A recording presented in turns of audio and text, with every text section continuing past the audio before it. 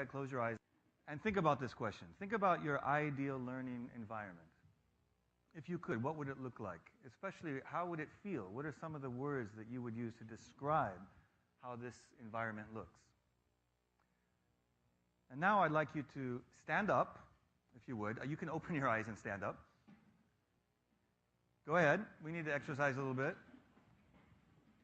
And share some of your associations with the people around you. So this is a good chance. If you haven't introduced yourself yet, please introduce yourself. I'll give you 30 seconds.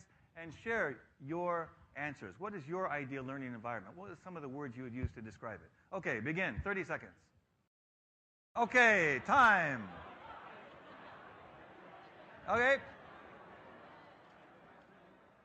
All right, now you can keep standing for this, not for the whole presentation, but please keep standing. I have another question. And this time, don't think about it, but just directly go to your neighbor who's next to you and describe your actual learning environment in school. And by school, I mean your junior high school or high school experience. What are some of the words, some of the feelings, again, you would use to describe the physical environment or just the environment in general? Okay, again, 30 seconds, begin. Okay, good. All right?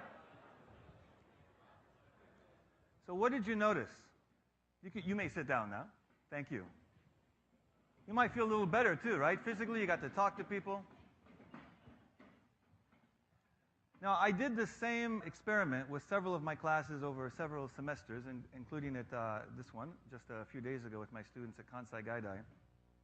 And these are some of the answers that they came up with, and maybe they were similar to some of the ones you had. For the ideal learning environment, they said many different things, such as peacefulness, active. These are just words that they came up with.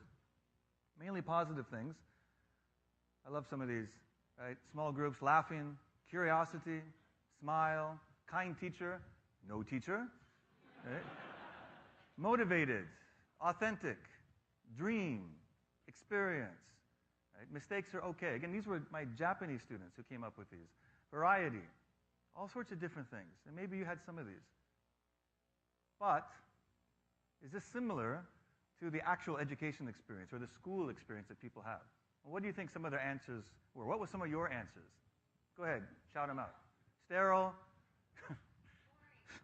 Boring. Hold that thought. This was the first one they came up with. Actually boring. Give that woman a prize. But these are some of the others. And they had positive things too. All I said is your school experience. Right?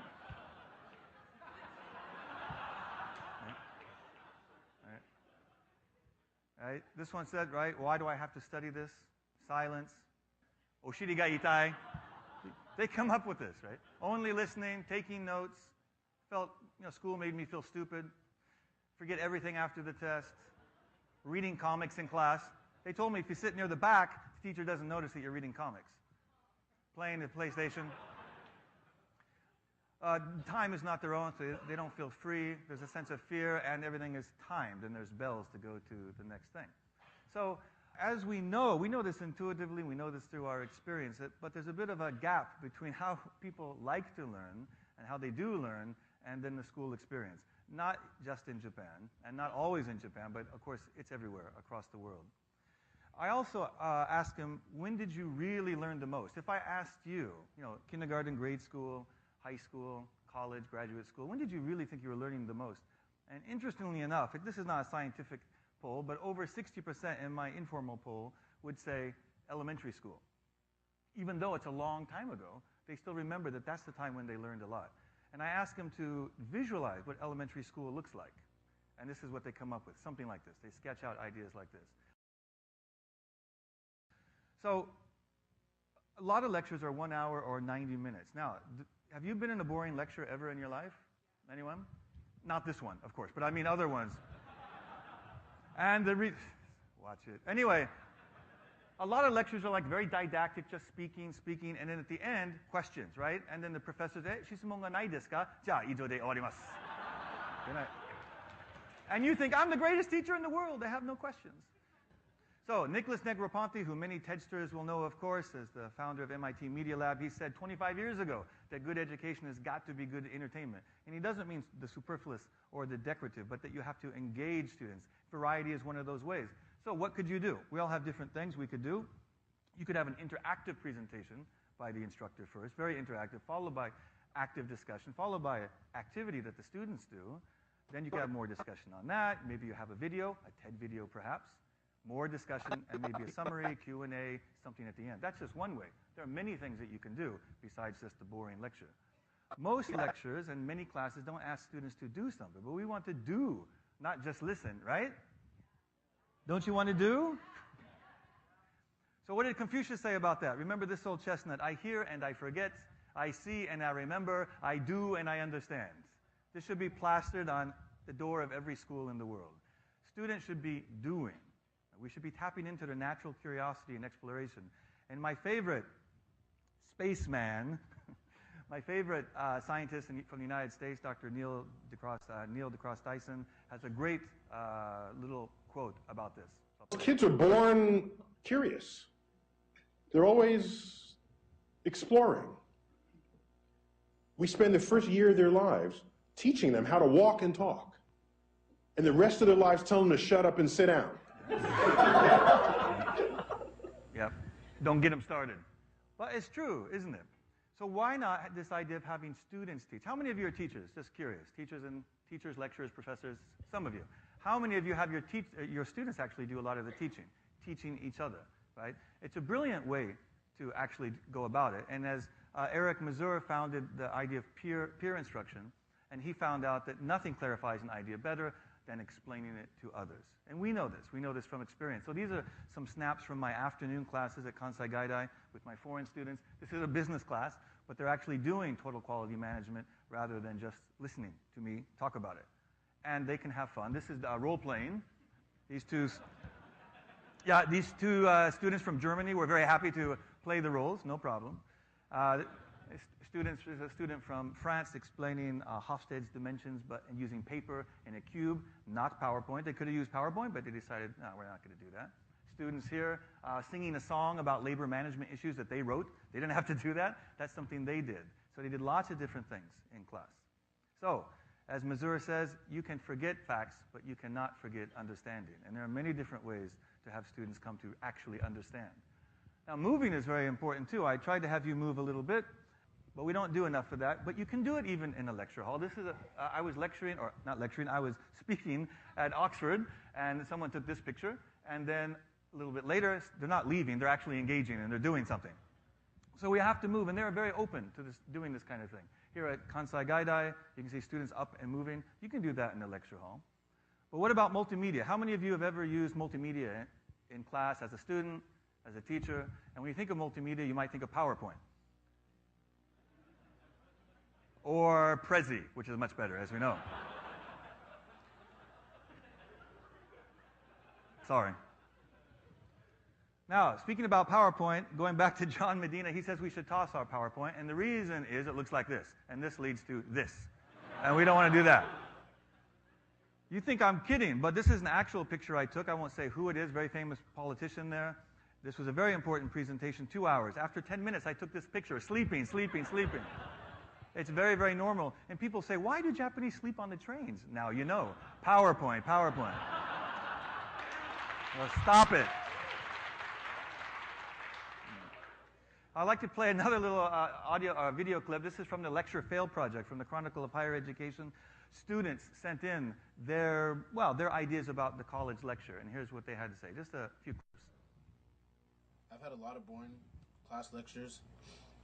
I'd say most of my classes are pretty boring. I feel that the majority of my lectures are boring, and the inspiring lectures are in the minority. If I have to sit through a lecture where there's a PowerPoint and the professor stands in front of the class, reads word for word off the slide, I'd fall asleep.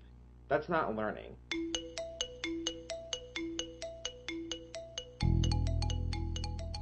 Learning is more than the professor reading notes. I mean, if that's all they were doing, then why don't we just print it out? I had one professor that read word for word through his PowerPoints. And I mean, that's just not the point of a PowerPoint. It's just, you know, it's just so a different way of using technology. I don't think a lot of professors use it well too much a lot of the time, unfortunately. So many professors do not use PowerPoint well.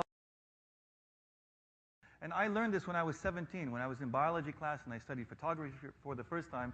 And we used something called, you know what, raise your hand if you know what this is. Go ahead, raise your hand. Keep your hands up. Look around the room. These are very old people. Okay, this is called film. Yeah, this guy's well, I've never seen that. And I made a presentation, multimedia presentation. Raise your hand if you've seen this. You know what this is? You know what the name? Yeah, again, old people everywhere. So many old, we have it. Ted. Yeah, these are called slides, and this is what I used for my first multimedia presentation. Now, now let's say you had to give a presentation on the geisha culture, the history of geisha in Kyoto and Kyoto culture. What would you do? Well, in the old days, we would do something like this, but now in the PowerPoint culture, of course, your professor might do this. Okay? It's a visual. Keep it visual. So this is what I learned back, I won't say 19, my professor or my teacher told me, look, it's a science presentation, but it's about storytelling, a harmonious blend of images, narration, evidence, and support. I still remember what he said, and this was a very, very long time ago.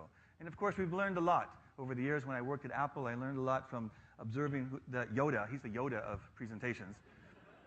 Of course, make it big, very, very visual, very big, very simple, even if it's a technical topic. And he was great at using comparison. This is great, before, after, big, small, and so on. That helps understanding when you are talking. And of course, everyone knows Hans Rosling. There's not time to play that now, but he's the Yoda of today. He's the Yoda of presenting data, and he's amazing. We don't have time, but I know a lot of you have seen that before. And one technique then is to prepare analog. These are my students. I didn't tell them to do this, but they thought, that's a good use of a PC, why not? And this is my daughter, who I guess she's copying me, so she's preparing her presentation. And this is a designer and an entrepreneur in Paris, where I was recently, and he showed me this is how he does his presentations. Does it out on paper first, scans it, and then voila, in Keynote. That's just one way. There are many, many, many techniques, but not hiding behind the lectern and the computer and everything else. And my students do this. This is one of my students from Finland who doesn't, you know, the schools will say hide behind this box. So you don't even have to wear pants, right? No one knows. Just hiding there. But he said, no, I'm not using that. I'm going to get out and connect with the students and be close to things. This is an actual lecture hall that I was invited to speak at, so put the computer down low, remove the barriers, go into the audience to get close. And then finally, the idea of smile. So that's one of our themes today, so that's where I'm going to close. And there's a group, some of you may know. You know who these guys are? Say, no. Yeah, that's Dreams Come True. Yoshida Miwa and Nakamura Masa. And I've been doing some work with them over this past year relating presentation skills and the lessons from entertainers, especially from Dreams Come True. One of the things that these two guys do is their smile. You know the difference between a fake smile and a real smile, right? Where is it? How do you tell when someone's really smiling? It's in the eyes, isn't it? So you can see, look at that. The eyes are all scrunched up. You're really into it. I have a lot of wrinkles. I'm only 20 years old, but I smile a lot. Watch it. He doesn't. Okay, anyway. So this is my daughter when she was 1 year old doing a fake smile, and this is the real smile. You see the difference there? Fake, real, fake. And that was last year and just a few days ago. So there's the real smile. And then a miracle, it's a bit of a miracle, happened just yesterday. Our 7-week-old son had his first smile, which is an amazing amount of communication. The first weeks of a baby, of course, you know, it's wonderful, but they're just all over the place, right? But this connection, look at how much connection is that. I recognize mommy. You know, we have a connection. It's an amazing thing. So what if you took this spirit of smile and connection and took it to your class or to your lecture? Maybe you could change this class into this one.